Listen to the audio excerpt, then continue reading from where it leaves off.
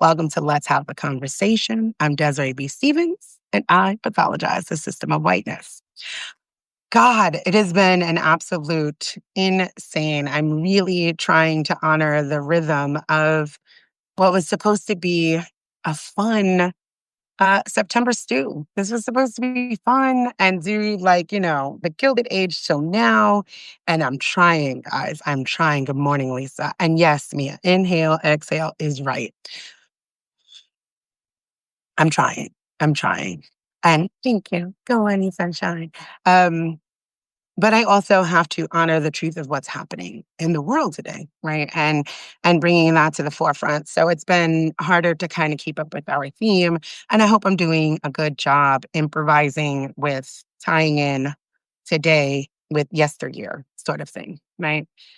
Today, after the memorial of Charlie Kirk and just watching um, the banding together of nationalist ideas over the weekend, I kind of sat just like paralyzed in a way, which I think many of us feel, and you're trying to figure out what to do, say, feel, how to process.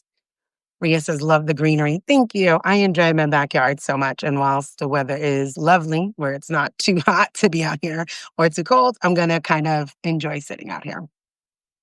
So today I wanted to get into the tending of grief. I think that that is something that is super important.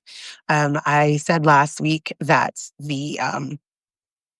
the core tenet, I would say, of decolonization is releasing that binary. So there is grief in these moments. There's so much grief in so many ways, right? And multiple truths. So today we're going to kind of get into that, right? I have my 3 talking points, so get ready. And this replay will be available this evening. I know I have been behind on that. It's because I've been, as soon as I get off a live, then I'm like writing something else or, inspired to do something else. But I do want to ensure that these things are available and accessible in a more timely manner. So thank you for giving me that space. And I can also recognize where I have failed in doing so. And I do not intend on failing you guys, right? Because you're here, you're supporting me, you're trying to do this work. And I don't want it to feel overwhelming, like, oh my God, here's 3 episodes to listen to. So I'm going to get back into the rhythm of doing that. So take a breath, then a sip. Mm. And let's get into what I mean by tending grief. So we're going to have 3 talking points, right? 1, we are witnessing the death rattle of an empire, and grief is the gateway. If you're avoiding it, you're avoiding your liberation. 2, holding multiple truths without collapsing is necessary. We don't need to flinch anymore, but we do need to feel. 3, recentering yourself without recentering whiteness, right? This is going to be a skill that's definitely needed with white bodied people.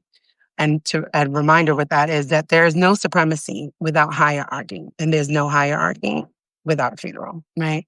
And why that one is a key component is because what we are witnessing as non-white people offering liberation and healing work and education is all of a sudden this deep urgency for whiteness to have an escape into community.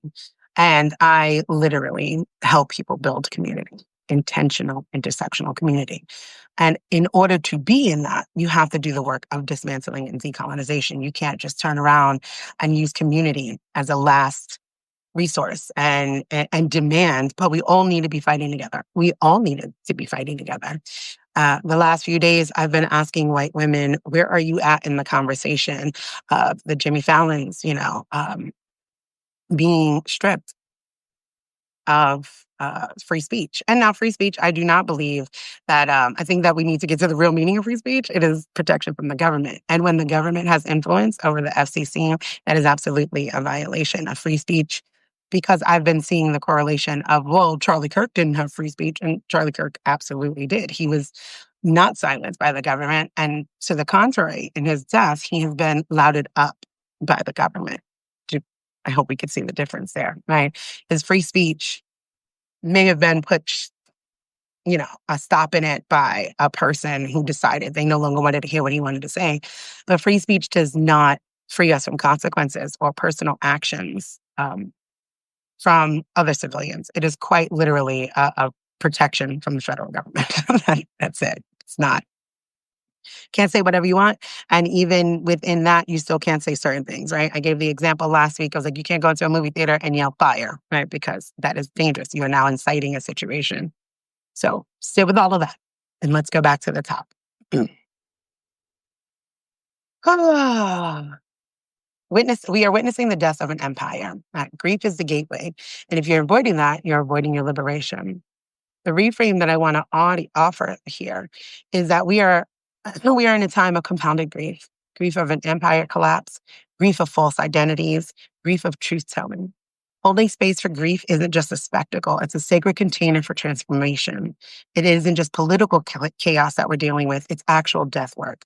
And just like any ending, empire fights to preserve itself. So what we're seeing is grief, denial, and terror, and that comes with its own process. Julie said, thank you for this important clarification. Super, super happy to offer that. I think that we are not offered that clarification enough, right? And so then the correlation, because whiteness demands a monoculture, is that Jimmy Fallon is no different than a Charlie Kirk. And you can have whatever feelings you want in regard to what either one say. I'm not here to tell anybody how to feel about whatever. I'm just here to offer some nuance and distinctions in these spaces so that when you're going through this work, when you're actually doing the work of decolonization and dismantling, you understand what you are trying to tear down, right? Lisa says, your right to swing your fist ends at the tip of my nose. Yeah, your right to swing your fist ends at the tip of my nose. Absolutely, right? You can't do that. The government cannot get involved and be like, we're coming for those who oppose me. That is an absolute violation of free speech in the most obvious and egregious way. Someone not listening to you, right? If people wanted to turn me off, they could absolutely turn me off. You do not need to silence me. You do not need to cancel me. You just need to not follow me. Boom. Billions of people in the world and millions of people to follow. If the government turns around and says Desiree is a problem, that is a violation of free speech. And I hope you guys are out there doing something about that. I say that because I'm asking white women where you're at in these conversations, because the rally cry right now is we are Charlie, which fair. You are Charlie, but you're also Tyler. And the intracommunity violence in whiteness is something that is going to impact us anyway. And me saying like access denied to community comes, this is not the first person that's ever been sanctioned basically by the government for speaking. Plenty of Black women have been. Charlie Kirk's company, Turning Point USA, literally has a watch list that they call it of Black educators that is potentially dangerous, right? Because if you know where these people are working and what they're speaking about, it is a scare tactic. And that is normal inside of fascist ways. And we can't pretend that America's not been fascist. Again, I shared another post where it was like, the last time people were silent, 6 million people were gassed and killed. And it's like, God, please see beyond whiteness, right? You know, and beyond American exceptionalism. Like, it is known and documented that the United States of America worked hand in hand with the Nazis of Germany. If you just look, if you just Google, there's a huge history of the collusion and collaboration, right? And then it's a complete and an utter denial and ignorance of the lived truths of all of the First Nation people here on this land and all of the enslaved Africans and us as descendants of them, right? To pretend that fascism existed over there and America is the good guy, instead of saying, wow, we need to grieve that we were always a fascist nation. We have always shown up in this world in this way to the global majority. That is also grief, right? Releasing that American exceptionalism, it's difficult because the entire identity is built in American exceptionalism, right? Especially for white-bodied people. It's built in the belief that this is a place of freedom, religious freedom, thought freedom, the ability to move up in the world, all of these things, and to grieve that and to sit with the multiple truths that it may be true for some, but it's not for others. And I often share my own experiences as a mixed person, right? As both the granddaughter of Irish immigrants and the great great grandchild of enslaved Africans, I can sit with two very different staunch views of the American experience, right? American exceptionalism in this hand, right, as the granddaughter of Irish immigrants, tells me that yes, it works, right? They came over, they struggled, they were living in the projects, they were raising children. Those children went on to do better than their parents. My mother was the first to graduate college, right? And then their children, which would be me, we are all college educated, we are all homeowners. So that must be true, right? That has to be true. And yes, for some, it has been true. For many others, too many others, it has not been true. And what did that come at, right? What cost did that come at, specifically if you're a white body person, right? My grandmother spoke Gaelic. That was not a language that was allowed to be spoken in the home or passed on. What else did she have to give up in order for her children to assimilate into whiteness in that sort of way to have any level of upward mobility? What did they have to release in order to do so, right? Then you come over here as the great great grandchild of an enslaved people, and it's like we haven't come nowhere near far enough, right? Like nowhere near it. I'm still deeply concerned about my children or myself and my own safety simply exiting my own home. I don't go in certain areas and certain spaces. It's just no, right? I live in the South. I will not go but so far into the South for safety reasons.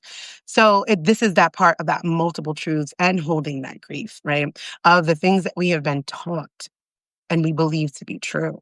And what we now have to release in order to get to that other side, in order to actually build that community, in order to say, I see this has been all a lie. And what do we do about it? Right? And how do each of us, in our own ways, in our own truths, show up in this work? So,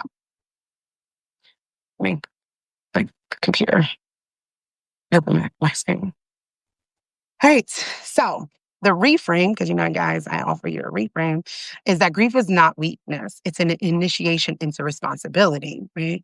Because we're in a time of compounded grief, of the empire collapsing and identities and the truth telling, that holding space is so necessary, right? Instead of that binary, you have to turn around and say, okay, why are these people grieving? And this, I'm speaking directly to white body people because too often in the desire to be the right white person, the good white person, there is this idea that you have to separate yourself from those you team bad and then come on over here into this space and be like, oh, look, I'm good. And it's like, no, no, that's not the work. What are you doing inside of there?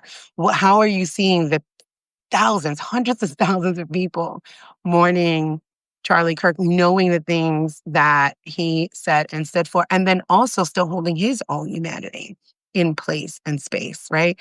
Holding him. Why did he believe these things? Why did he preach these things? How was he able to get so popular preaching these things? All of that needs to be held, right? And I want you to be thinking about the fact that this is not new, right? The shock, the awe. I keep saying that is like, you gotta stop believing that this is new. This is as old as Christianization itself, right? So I wrote about that too. I said the violence you're seeing is not new, it's ancestral. From the Christianization of Europe to the martyrdom of whiteness, white on white violence has always been a part of the imperial project. And if you are to divest, you must grieve not just what was lost, but what was never truly yours, right? When white body people are doing this work in this day and age,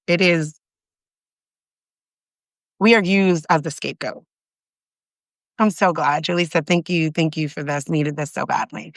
We are often used as a scapegoat. And while it is very important to notice the inescapable dangers that non white body people are experiencing here, it is more so imperative, from my opinion, to pay attention to that intra-community violence, right? Because again, that race war is internal. When they are talking, they're not talking to us, right? We Are Charlie is a battle cry to the ones of you who may be Tyler. Right. We're already on the outs. That's inescapable, right? Like you could be Candace Owens. And when they come, they're not going to care. They're not. That will not save you. Your thoughts, your rhetoric, your mimicking of their system will not save you. It just simply won't. And white body people, you guys have to really do that work of sitting down and saying, where are we at? Where are we at? Why are we not protesting? I want you just as angry as you seem to be when it comes to anti-racism work, right?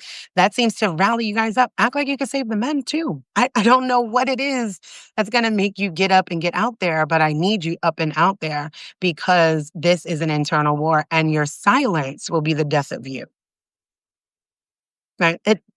It's inescapable for us. We've been surviving the violence of whiteness since whiteness was created. So this is another Monday. This is another Monday with maybe a little bit more vehemence. It's not, but for you guys,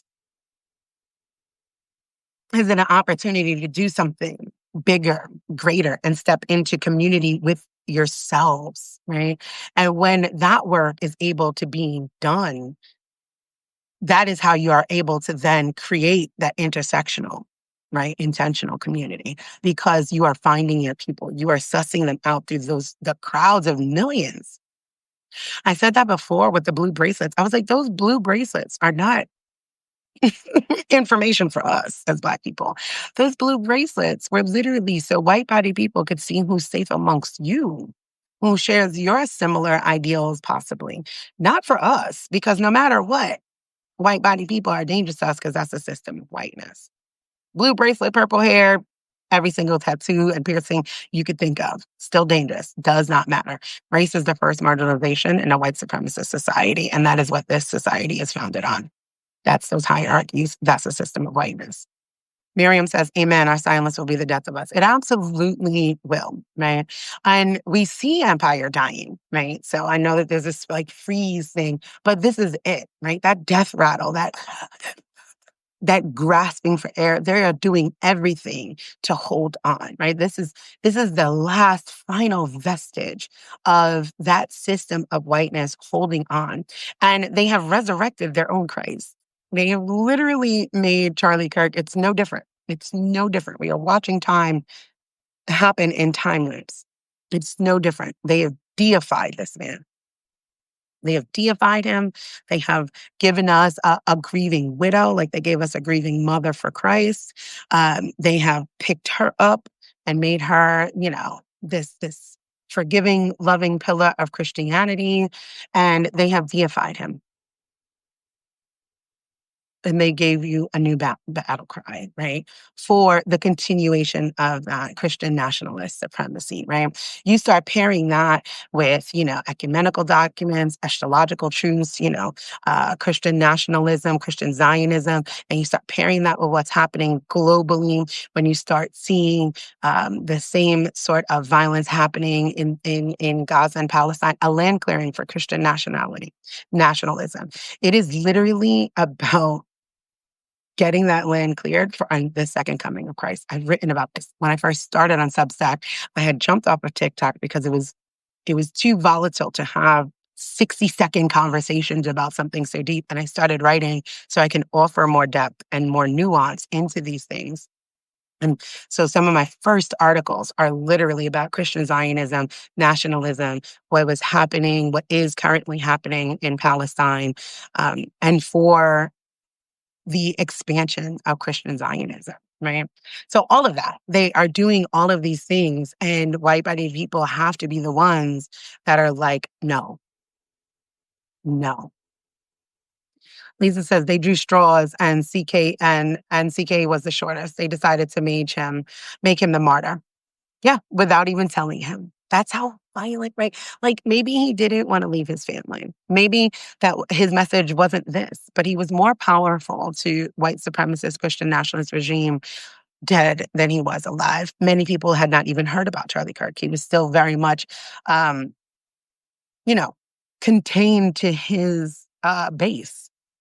And now he is a worldwide news, right? This is how martyrdom happens, right? And all of a sudden he's been deified in death. And It's very intense because, again, this is going to take white body people to deal with a lot of grief and a lot of recognition of how non-consensual systems of whiteness are, right? If you want to grieve anything, grieve that. Grieve that the system of whiteness cares so little even about white body people, they will murder a man in front of his wife and then deify him, right? To make everybody else feel better, to push forward their notion of what society should look like.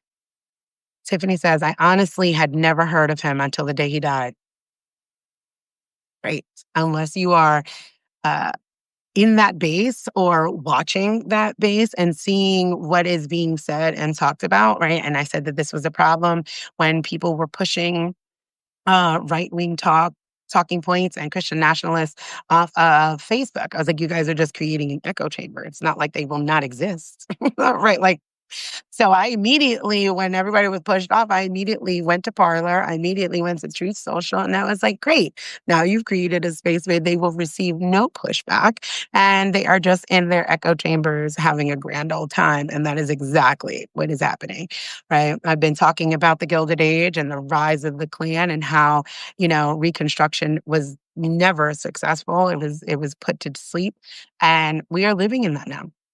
And those are the things that white body people very specifically are going to have to deal with and dismantle. Rhea agrees. She had never heard of Charlie Kirk either. Now, not only will we all hear about him, there is a holiday. And like, does it sound familiar? One thing systems of oppression are not is innovative. They found a blueprint that works and it has worked for thousands of years. And they continue putting, you know, that blueprint forward. And that is important to recognize. So, reflection prompts for that first talking point is to ask yourself, what parts of empire have I internalized that are now dying within me? Right? That's part of your grief work because you have thought to yourself whether, you were good enough or not good enough, white enough, not white enough. What does that look like? Because these systems set up those binaries, right? Um, how does that look for you? Right? What have you internalized where empire said that you were not worthy to be a part of it? And then what have you allowed to die within yourself in order to be accepted, in order to move up? There's so many layers to it all, right? What parts of yourself are you grieving the illusion, safety, control, or identity? Right? In what ways have you expected others, especially Black or Indigenous folks, to carry your grief? What does that look like to you, right? What are you demanding from those of us that it's inescapable for, right? How do you want us to hold your grief? What does that look like for you? Why do you feel so entitled to be able to be like, it's all of us together because, and it's like, we've been saying that. So, what does it look like to grieve the fact that you have not listened and we are here now and we want that, right? This is not ha ha ha, you didn't listen. Now look, this is you did not listen. Now's the time for deeper listening and to do the work. What does it feel like to know that that's why we are here? Mia says that Charlie Kirk got a day before Indigenous people and Columbus Day is still on the government calendar, is on brand. Right. It's also, it makes no, please believe me, I do not think that these people are half-witted or not intentional at all. Charlie Kirk's day is October 14th. That is also George Floyd's birthday. And that is like a counter, that was like chef's kiss.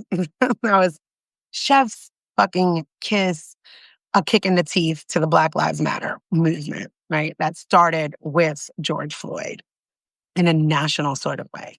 So for October 14th to be his birthday and to be Charlie Kirk Day, they chose their martyr well. They knew exactly what they were doing, and it shows a pattern of the blueprint, right? Like it's the same way when you discover that Christian holidays are placed over other holidays. Like, oh, Easter was Ostara. Oh, Christmas was winter solstice, right? It makes things easier for people to swallow, right? If I go and I want to start a cult because cults are so easy to start. And again, if you recognize that your leaders, your teachers, or educators refuse to ever be wrong or do not remain teachable, you are in a cult. Get out. You're not safe. But if I turned around and was like, okay, I'm going to start a cult, and I decided, okay, well, we're going to have new celebrations to celebrate this newfounded way of living, what's going to be easier is to replace what you've already been celebrating, right? Replace something that feels familiar so you're not at loss.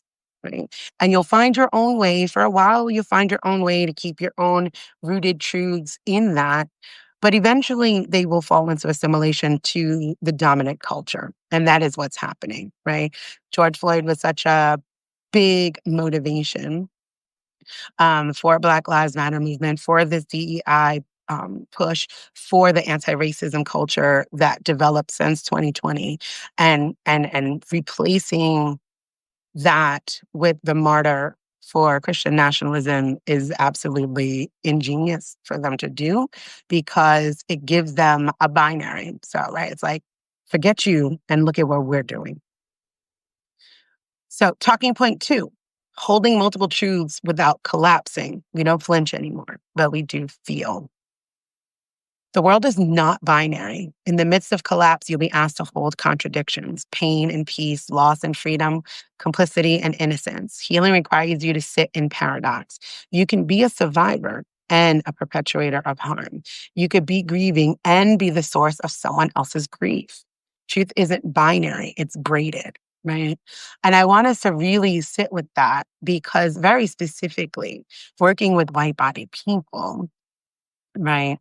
In mixed spaces, which I love, is I really enjoy the spaces that I curate because you can see white people really doing the work and really showing up. And this includes white men, femmes, they, thems, all of you guys that are in my spaces, whether it's here, whether it's in the Makeshift Happen group, and Intersectional Allies group, or just on my regular Facebook page, the way you guys show up vulnerable and willing to take correction and sit in the discomfort is a beautiful thing, right? And it allows space for accountability. It allows for those of us who are not in white bodies to see you show up in that way and for you to recognize that you still bring harm, right? But also for us to sit with the fact that we have a space to say that without being harmful, but just being honest. Like you can be both. You are both, right? And as a disarming point, I use myself as examples because I think it's very important to recognize that I also self-reflect over all of these systems. And I shared over and over again, parenting in and of itself, as it is created inside of this nationalist society and within these hierarchies, is a relationship of abuse, right? Because it's hierarchical. I'm the parent, they have a child, they cannot leave, they are financially dependent, they are emotionally dependent, they are 100% dependent on me with no escape option, no escape route, right? I lose my shit in here. They're just stuck with me losing my shit. They can't say, I'm tired of her losing her shit every Tuesday and I want out of here. They just got to suck it up, right? So, me recognizing that I could be both solace, comfort, love, joy, but also their pain, their grief, and their oppressor simultaneously allows me to recognize how I'm showing up in their spaces, right? It allows me to say, okay, let me be mindful of how I word this. Let me see how this is impacting them. Let me see how my presence or what I'm saying um, just automatically feels overbearing just because it's like, oh God, here comes mom again, right? Here comes a parent, here comes an adult, all of those things. What does that look like? So I'm intentional because I am both of those things to them. I'm intentional about how I show up. I'm intentional about how I am going to parent, how I am going to discipline, how I am going to guide. And that happens inside of any type of hierarchical system. If you are a white man, then you need to recognize that inside of these systems as patriarchy, you can love your wife, you can love your children, you can love your friends. You still show up, right? As her oppressor, as their oppressor. You can have Black friends, you still show up as their oppressor. And right, both and those things are necessary. If you are a Black man, you can see how you may be a part of patriarchy, but you are not patriarchy because white women 100% will always have systemic power over you. You need to recognize that. You also need to recognize you're not white men. You are not going to win the patriarchy, right? They're barely winning the damn patriarchy because it's set up as a pyramid scheme to keep people performing. So all of those things, what does that look like, right? White women sitting inside of that. You are both upholders of the patriarchy and victims of the patriarchy. You both oppress all Black people and are oppressed by cis hetero white patriarchal systems, holding it, holding it holding all those truths, holding all that grief, sitting in the paradox, really like, wow, so much is happening that they've never just allowed us to sit and think about. And that's because the core of it is capitalism. Who has time to think when you need to eat, right? I have a lot of time privilege and I'm still like, oh shit, it's house taxes. Got to make sure those are paid. What's going on with this bill? Did I make enough this week? Like this is the work that I do. And it's not always enough money. Like that's just the reality of it. So even someone with me with tons of time privilege, those weights still exist, both and someone that is more dependent on capitalism and navigating it has even less time to think about all of these truths. And that is what I mean by sitting with the multiple truths, right? So, the reframe that I offer here is your nervous system can learn to sit in the tension of truth without collapsing or lashing out. And that is part of decolonization too. And if you're white and you happen to be grieving Charlie Kirk's murder, this does not make you a bad person. I've been seeing that too. That's more that intra community violence, right? Oh, if you're mourning him, you're a Nazi. And I'm like, you got to stop. Watching you guys is like, it's like my children, who I absolutely, and this is not disrespectful because I actually respect and like my children. I see my children as whole individual people that I have the privilege of nurturing into amazing adults with autonomy, with their full-fledged sovereignty, agency, and autonomy. So I say this out of a deep love and care, not as in a hierarchical sense, like my children are less than me and don't know shit. I know everything. But it's like watching my children, who I know love themselves and love each other deeply, but they will fucking fight over the silliest thing, and call each other out. And I'm like, y'all both do that. Like, what are you doing? What are you doing? What are you guys doing to each other? So imagine, right? You're saying you're just in touch with your humanity. You're feeling multiple truths about the Charlie Kirk murder, and you are allowed to do that because you're human and you're trying to touch your humanity. You can feel all of those things and not be called a Nazi. But imagine being called a Nazi for this, but not being called a Nazi for holding up redlining, not being called a Nazi for refusing to do reparations, not being called a Nazi for not pushing land back, not being called a Nazi for having a fucking HOA and telling people how to live where they pay, right? It's all the same. So you got to release that. You are allowed to feel however the hell you want to feel. That's on you. And you can't police how other people feel, right? Like I said, I'm not the person that's going to celebrate somebody's death. That's just not who I am as a person. Like, but I understand why others would, right? I gave that little ding dong, the witch is dead sort of analogy in regard to it. And, some people are celebrating maybe one last person that makes them feel wildly unsafe in the world. That is also a recognition of humanity, even if you do not do it yourself, even if you do not agree, even if you do not align, because those are two different things, right? So, but if you are grieving, pause and ask yourself why. What does he represent to you? Then I want you to go deeper. Does that grief silence other people's truths, right? Because we're often taught to think in those binaries and act in those binaries. So you turn around and say, we don't speak ill of the dead. Whiteness loves a one-liner, loves it, right? It's really quick. It's a wonderful way to brand. When you look at America and systems of Christianity and colonialism and Christianization as a business, businesses love branding material, right? I'm loving it. It's McDonald's. You know it. You know it. You may never eat McDonald's a day in your life, but you know what those golden arches look like, right? Christianity. You may not be a Catholic, but you understand a crucifix. You may not be Catholic, but you know what a rosary is. These are branding materials, right? These are marketing tools. Same, right? So like we don't speak ill of the dead. Why? Did they do good in life? I'm going to speak about their life, right? To eulogize someone, to remember them after death, is to remember their life. Now, I do feel that people should be afforded the full breadth of their life. And again, that goes into multiple truths, right? I listened to Mrs. Kirk's entire um, interview after like 48 hours after her husband died, and her truth is true, right? He was a wonderful husband and father to her. I love that for her. So glad that you experienced that. You also have to hold truth that a lot of what he said did not make him a wonderful person to other people. That is absolutely fine. And that is what I mean by holding multiple truths, right? So, whiteness has taught you to collapse everything into one right way. And the liberation begins when you stop needing things to be tidy. Life is messy, friends. Take a breath.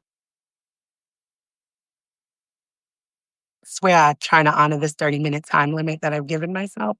So I do again appreciate you guys sitting with me longer every single time. Every single time. Reflection prompts for this. What truth am I avoiding because it threatens my identity? Right? What does it feel like in my body when I hear multiple truths that don't resolve? Right? These are things to sit with, to really ask yourself, to say, what is this? Why do I feel like I'm Charlie? Right? Like when these men are chanting, we are Charlie, what in it do you see besides just the white man? Right? When women are there, when they are standing by their man, what do you see? Do you feel what's going on? And a lot of it is because uh, what Charlie said wasn't terribly revolutionary. It's normal conversation that happens inside of way too many white homes that has often been ignored. And now people have platforms. So those brothers, fathers, cousins, uncles that was ignored at Thanksgiving table or Sunday football or just a regular Tuesday have a platform, right? And if they could be murdered for that, that feels very dangerous to them. That's multiple truths. That's multiple truths, right? So what part of your identity is tied into that too, if you are a white body person? What does that look like? What are you scared of? Ask yourself that. Sit with that. Work on that.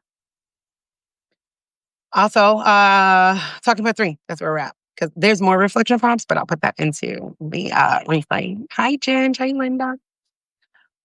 Recentering yourself without recentering whiteness. I am big on saying you have to decenter whiteness, right? Decentering whiteness does not mean a loss of self. It means decentering the system of whiteness, right? Jen says, stop giving white men microphones. Actually, not, because again, we are flattening. There are white men that need, microphones. I just finished listening to Bill Burr's comedy, and I definitely don't want to take away his microphone. I definitely don't, right? But I definitely want to see more people, very specifically white people, very specifically white women out there standing by their man and not just in white nationalism, right? Like, I asked the question in the intersectional allies group, and one person was very honest, and they were like, we hate white men. And we do not want to stand with them because they've oppressed us for millennia. And I'm like, I hear you, but and, right? But and white women, you have oppressed us also side by side with that guy for millennia. So why are you guaranteed a space and place inside of community, a space to feel safe, to dismantle, a space to feel safe, to be vulnerable, but they are not? And this is where I often task white women to offer white men the same grace that Black women have offered you for millennia. They also deserve a place to unpack. Again, this is like exiting DV, right? And somebody has to be creating these safer spaces.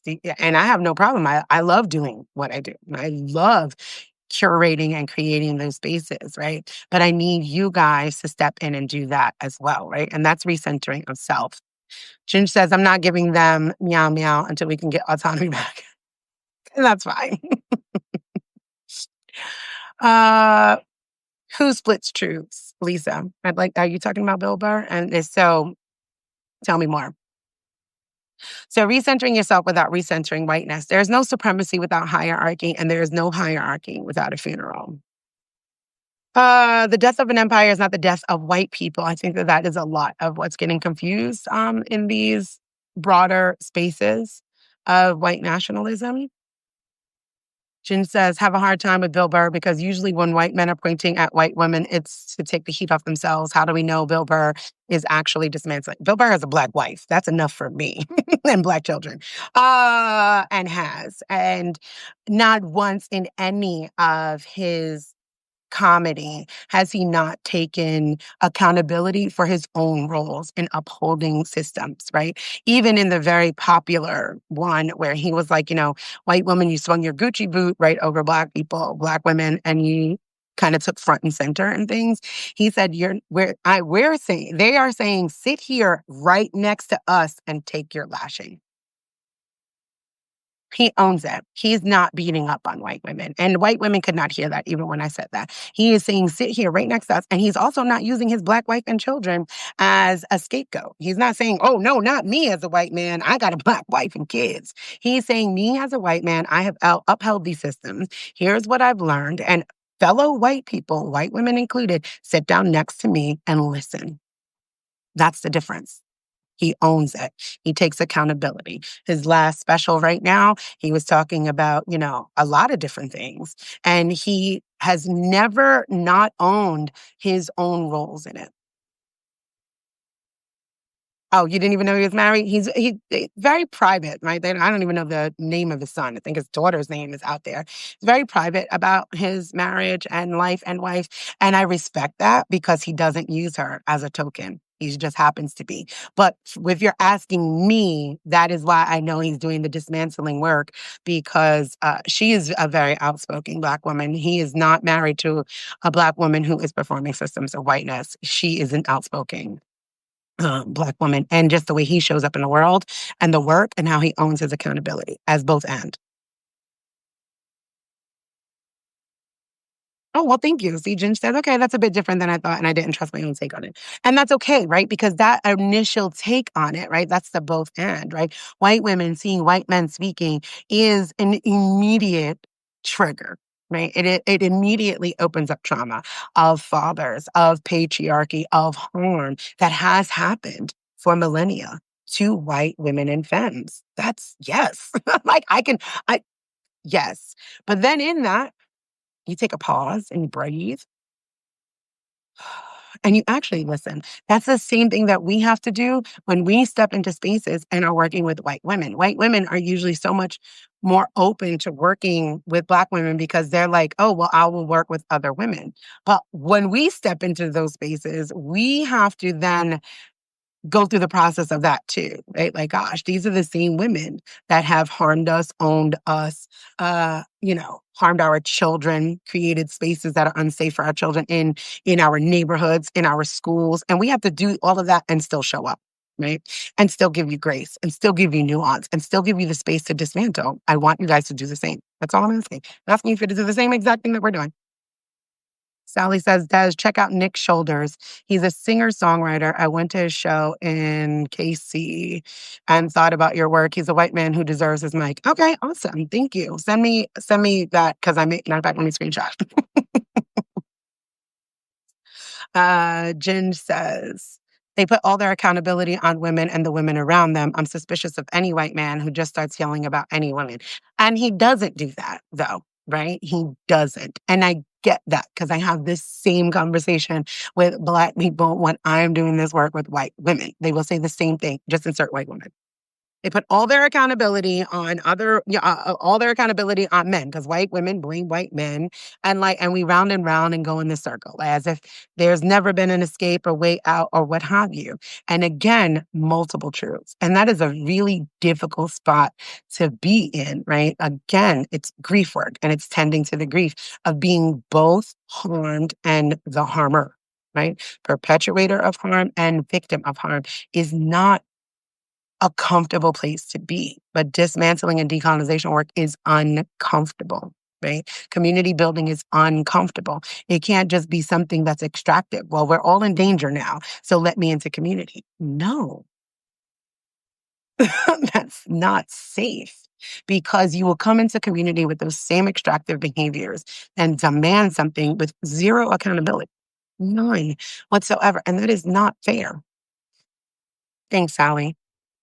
Sue says, and I think when we as, oh, shucks. when we as white women take other white women to task, we must be prepared for them to throw us under the bus. It is work. It is definitely work, right? I I do not have as many I'm not as successful, capitalistic speaking, as I could be or should be because I make people uncomfortable. For every person that subscribes, when I put out something that's uncomfortable, God, over the weekend, I had to freeze because I'm like, I finally hit my 30,000 a year mark on Substack and I got 10 unsubscriptions because I started talking about white women owning spaces and places, right? And like, what does this look like? And this is an intra-community violent situation. Unsubscribe, unsubscribe. And okay, what am I going to do? Right. I still want to show up in this work truthfully. But there are so many ways that we bring harm to those trying to do the work. And to build community, you just have to do it anyway. It's going to be uncomfortable, right? You can't conform, you can't bow. You're just going to have to do it and do it uncomfortable. Jim says, I always get snippets of him, too many other things to focus on. One white guy and figure out the truth of him. Too many other things I need to learn about to reduce harm. And that's fair. I'm not saying you have to. What I am saying is we cannot flatten the experience and say, in general, white men do not need mics.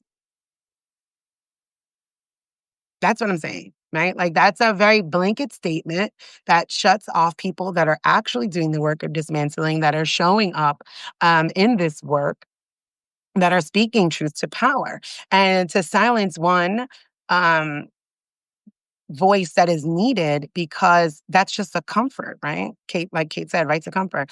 That's like, okay, well, let's just take away everybody's mics. No, no, you can't.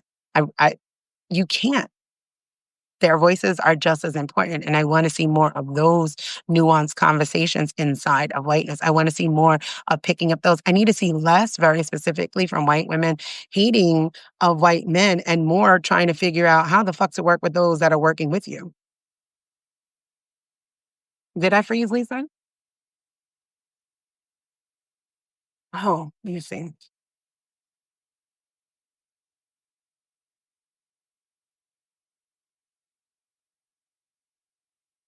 Julie says, I never wanted to unsubscribe, but it's taken me 6 months of digestion message enough to speak up again. And that is so fair. That is so fair. I've had people, right? I became popular. I've been doing this work for about 10 years, a little over 10 years, but I became popular thanks to TikTok. And I've had people that listen to me maybe once or twice and like even booked like a one-on-one session and then just was like, absolutely not. And they've come back like 3 years later and was like, okay, so remember when we were talking about that is that deep truth, right? That is it. It's not, this is not, I'm not offering a quick fix. I'm not promising that at all, right? I mean, I am promising generational work, right? I am promising that the outcome is actual true community, right? Where you don't need to conform, where you could show up your whole fucked up, messy, confused, I'm going to get this wrong self and just be human. So I do not expect, what I am hoping is that people just would like, it's $8 a month. Like, even if you don't like what I'm saying, maybe other people are. And like, I'm also surviving capitalism. Really? Why is it freezing again? Hmm. What about now? Am I frozen? Okay, it's back. All right, cool. Let me see. Tiffany says, sitting with the uncomfortable nature of this takes time for sure. Unlearning isn't easy. I'm so thankful for the way you make me stop and think in a new way. Awesome, awesome. And I appreciate that, right? And it's very much why there are like the Facebook groups and places and spaces to be in because it's just a space you could sit in, right? Like you could just sit and hear and question and just be. I'm very much believe um in having those spaces and I really want to get into more in person community because online is just not enough. But anyhow, listen, we are we're almost at an hour, folks. Okay. So Where the heck was I? Reframe. The death of an empire is not the death of white people. It's death of the illusion that whiteness must dominate in order to belong. White on white violence from Christianization to Charlie Kirk shows us that the war isn't us versus you. It's whiteness against anything that refuses to assimilate. Recentering self is not the same as recentering whiteness, especially in Black spaces, right? White folks, your work is to grieve and process in community with each other without extraction. That is, I don't want you pulling.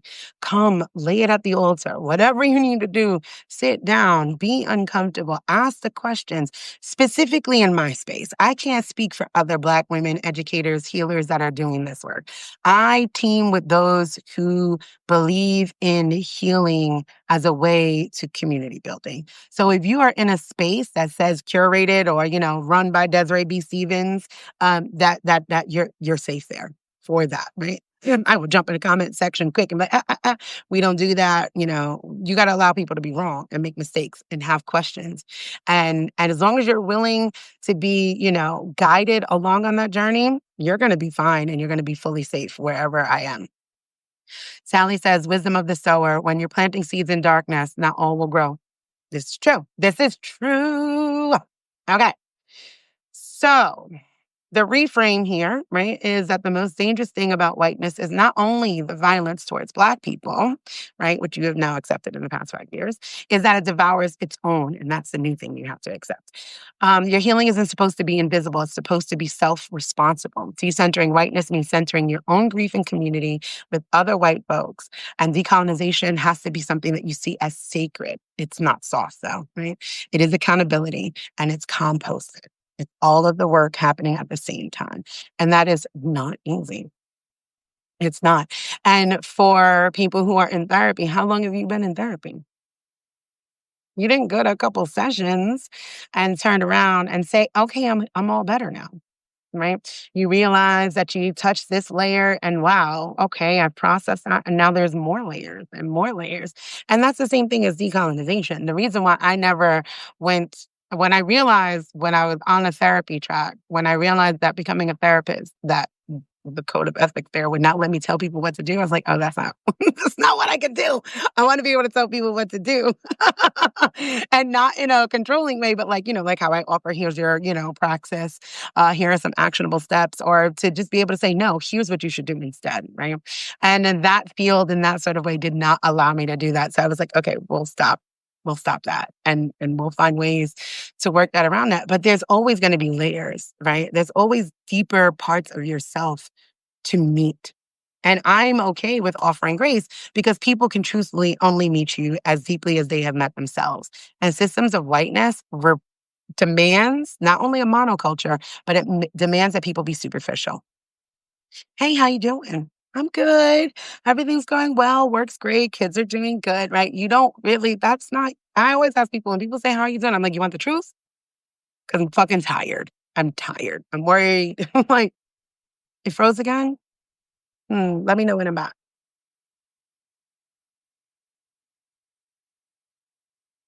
Is it back? Is it back? Is it back? Is it back? Oh gosh. Okay. Am I frozen again? How about now? Okay. Yay. I was getting a call in, so that might have been what froze it. All right, let me see. Lots of freezing over here. God, I hope the replay is not frozen, and I apologize for that. My Wi-Fi signal is super strong. I don't know what's going on. What was I saying? Oh, so people can only meet you as deeply as they met themselves. So when people ask me, how am I doing? I ask them, do you want the truth? Right? Because I could just give you the generic answer. And whiteness wants that monoculture. It wants that generic answer. Right. And when you're doing the work of decolonization, it is asking you to meet yourself deeper than you've ever met yourself before. Right. And in turn, when you meet yourself that deep, you will meet others that deeply. Somebody said, I got out and came back and it's good now. Good. Hopefully it's good on the replay. So listen, the reflection prompts for this one is, where am I asking Black folks to hold my process? Right? That is something that is necessary, right? What would it look like to build a grief circle rooted in accountability, not performance? Where have I been more committed to being seen good rather than doing good? and there's more, and I will add that into the replay. But what I want you guys to do as I end this up, right, is I want you to hand on your chest, stomach, hold these truths, right? Because it is deeply uncomfortable. But we are watching the death of an empire. And as unsafe as it feels, I want you to get into your ancestral work, especially as we're moving into October, right? As an Irishman, I love October and Samhain, and ancestral work is when I do my deepest work with my folks. And as we are moving into that space, right, really tap into the fact that you're here. Even if you're a white body person, you were not always considered white. So if you are still here, you are a continuation of your ancestors, right? And you need to touch their rebellion, right? Their hell no, right? Their rage, their grief. Touch that and know that we could get to the other side of this, but it's going to take work and it's going to be super duper uncomfortable work. But we are watching it die. And that is absolutely okay. That is what we are looking for. And not everybody will be able to go, right, to where we're going, to what is being built. And that is okay because that's just that's just a part of life. Death is a cycle in life. Okay. So that's it for today. I am going to hop off of here. I am going to be going to the Cardi B meet and greet today.